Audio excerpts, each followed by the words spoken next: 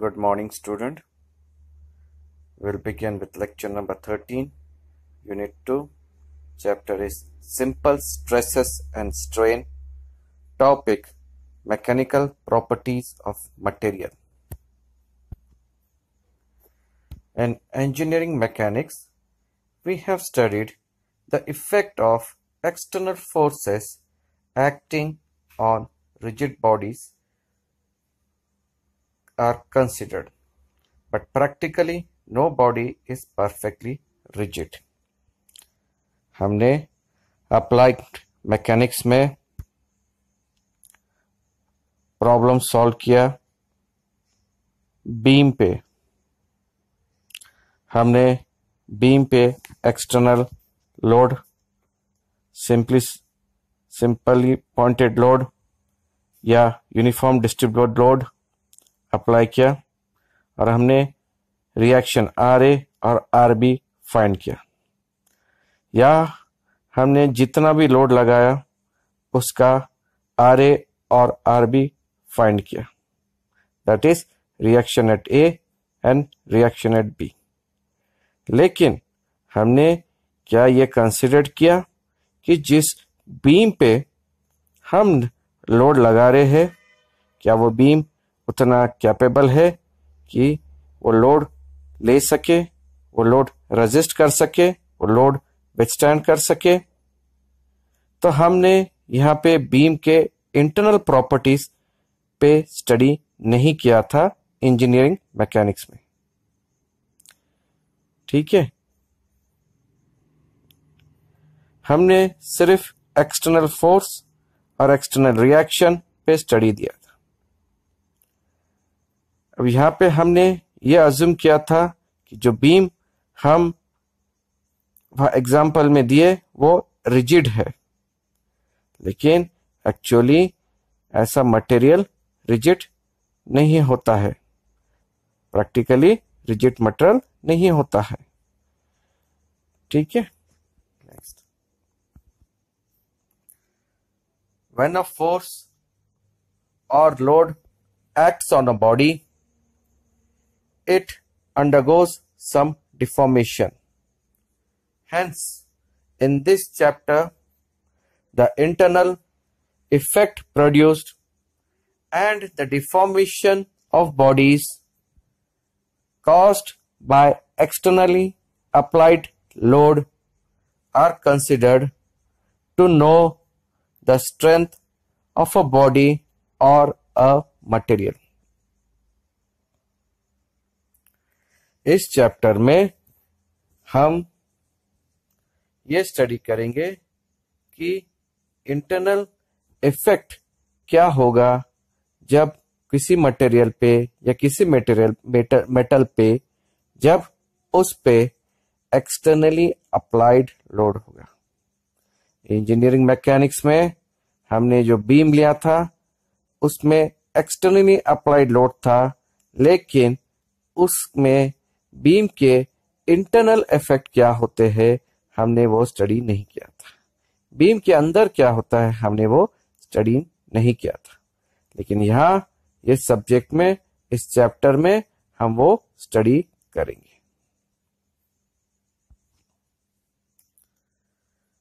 The mechanics of structure और let's say the strength of material is a prerequisite for understanding the principle of structural design.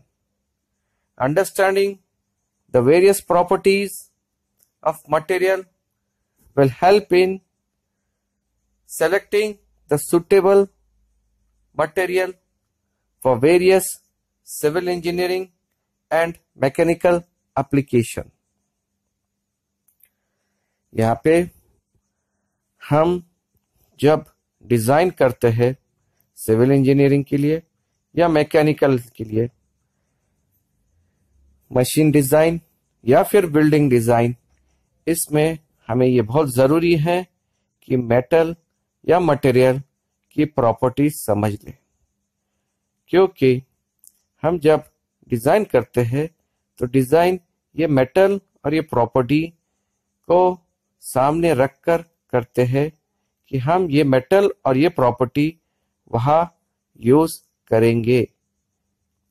ठीक है, तो इसके लिए हमें जरूरी है कि मेटल या मटेरियल उसके प्रॉपर्टीज पूरी मालूम चाहिए। Study of various mechanical properties play an important role because selection of material, design and manufacturing of various components or parts of a machine depend upon the mechanical property। यानी जैसे हमें कोई machine design करना है तो उसके लिए हमें सबसे जरूरी है कि जो मटेरियल यूज हो रहा है उसके प्रॉपर्टीज पता होने चाहिए। उसके बाद ही हम मशीन डिजाइन करने में कर सकते हैं और उसमें मशीन डिजाइन करने में आसानी भी जाती है। The mechanical properties of metals are strength, elasticity, stiffness, plasticity, malleability, ductility, brittleness, hardness, toughness, fatigue, creep। These properties are explained as follows. First, strength. The ability of a material to resist its failure under the action of load is called as strength of that material. Material should have sufficient strength when subjected to tension, compression, bending, shear and torsion। यह हम देखते हैं कि कोई भी material रहा तो उस पर एक्सटर्नल फोर्स रहा तो वो रेजिस्ट करना चाहिए। यह टेंशन का एक सिंपल उदाहरण देता हूं। हम गेम खेलते हैं टग ऑफ वॉर, जिसमें एक रोप होता है, एक रस्सी होती है। दोनों तरफ से अलग अलग टीम उस रस्सी को खींचते हैं अपनी ओर, यानी अलग अलग फोर्स उस पर अप्लाई हो रहा है अपोजिट डायरेक्शन में। जब उस रोप पे अलग अलग फोर्स अपोजिट डायरेक्शन में अप्लाई होता है तो टेंशन उसमें क्रिएट होता है। अब मान लीजिए कि यह रस्सी थोड़ी कच्ची है, तो क्या होगा? ये जो रस्सी है, ये जो रोप है, एक्सटर्नल टेंशन की वजह से टूटने की संभावना ज्यादा है या टूट सकती है, तो ये उसका फेलियर है। वैसे ही हम रोप की जगह कोई और मटेरियल या फिर मेटल लेते हैं, जैसे स्टील। ठीक है, तो इस पे भी अप्लाई करते टाइम पे सिविल इंजीनियरिंग में या मैकेनिकल इंजीनियरिंग में टेंशन फोर्स भी आ सकता है, कंप्रेशन फोर्स भी आ सकता है। तो ये इसके इंटरनल स्ट्रेंथ है कि एक्सटर्नल लोड जो भी आए उसे वो रेजिस्ट करे। जितना वो रेजिस्ट करेगा उतना उसका स्ट्रेंथ होगा।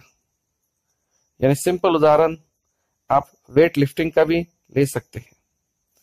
आप वेट लिफ्टिंग का लोड उठाते हैं, ठीक है, एक हद तक आपका मसल, बॉडी मसल्स, खासकर आपके शोल्डर और हैंड मसल्स, वो वेट लिफ्ट जब करते हैं तो वेट आप सस्टेन कर पाते।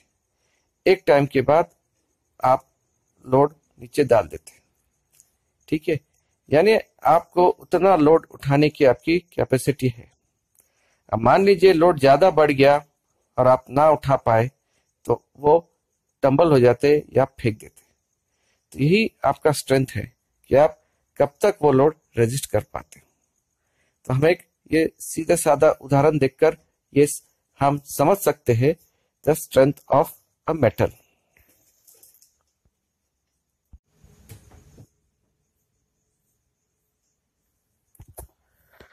सेकेंड प्रॉपर्टी है elasticity, the property by virtue of which a material regains its shape and size on the removal of external load is called as elasticity.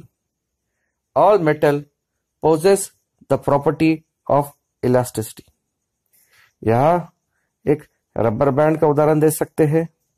Rubber band जब हम खींचते हैं तो वो अपना साइज, अपना शेप चेंज करता है, लेकिन जब हम उस पे जो एक्सटर्नल फोर्स अप्लाई किया खींचने का, सीधा निकाल कर टेबल पे रखते हैं तो ओरिजिनल साइज और शेप में जाता है।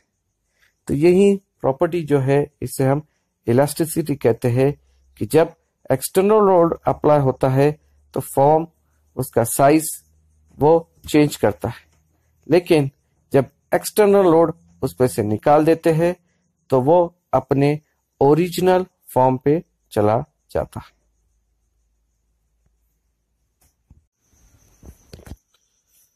Third, stiffness, the resistance of a material to elastic deformation under the action of external load is called as stiffness. The degree of stiffness is indicated by modulus of elasticity in case of tensile stresses and compressive stresses, and by modulus of rigidity in case of shear stresses. अब यहाँ पे stiffness यानी जैसे हम कहते हैं ना, बिल्कुल stiff, ना बेंड होने वाला ना टूटने वाला, यानी फॉर्म बेसिकली चेंज ना करने वाला। ठीक है, तो जितना फॉर्म चेंज नहीं करता है, जितना आप एक्सटर्नल लोड लगा लीजिए उसके बावजूद भी वो अपना फॉर्म चेंज नहीं होता है, ये प्रॉपर्टी को हम स्टिफनेस कहते हैं। ये प्रॉपर्टी को हम स्टिफनेस कहते हैं। जैसे हम अपने दोनों हाथ से कोई सादी लकड़ी है या कच्ची लकड़ी है, उसे आराम से धीरे धीरे बेंड कर सकते हैं और फिर तोड़ सकते हैं, लेकिन वही अगर हम कंपेयर करें मेटल में स्टील रॉड को तो बड़ा कठिन जाता है, बहुत फोर्स हाथ से लगाना पड़ता है और तोड़ने के लिए हमें कोई टूल्स का इस्तेमाल करना पड़ता है या फिर कोई मशीन का इस्तेमाल करना पड़ता है। तो ठीक है, तो ये प्रॉपर्टीज को हम स्टिफनेस कहते हैं।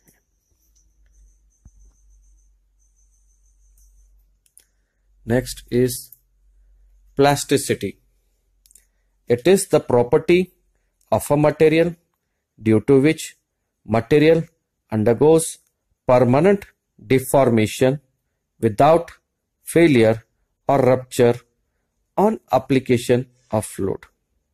In short, lack of elasticity is called plasticity. This property of a material is used in various processes of forging, shaping, rolling, forming, in stamping image on coin. Plasticity ये वो property है जिसमें जब हम external load डालते हैं किसी metal पे या मटेरियल पे तो उसका फॉर्म और शेप परमानेंटली चेंज हो जाता है। यानी जैसे इलास्टिसिटी में फॉर्म और शेप फिर से रिगेन होता है जब हम एक्सटर्नल लोड हटा देते हैं, प्लास्टिसिटी में फॉर्म और शेप परमानेंट हो जाता है, यानी हमेशा के लिए नया फॉर्म और नया शेप चेंज होता है। यानी प्लास्टिसिटी यानी लैक ऑफ इलास्टिसिटी है। प्लास्टिसिटी में जो नया फॉर्म और नया शेप परमानेंट मिल जाता है या परमानेंट डिफॉर्मेशन हो जाता है। नेक्स्ट,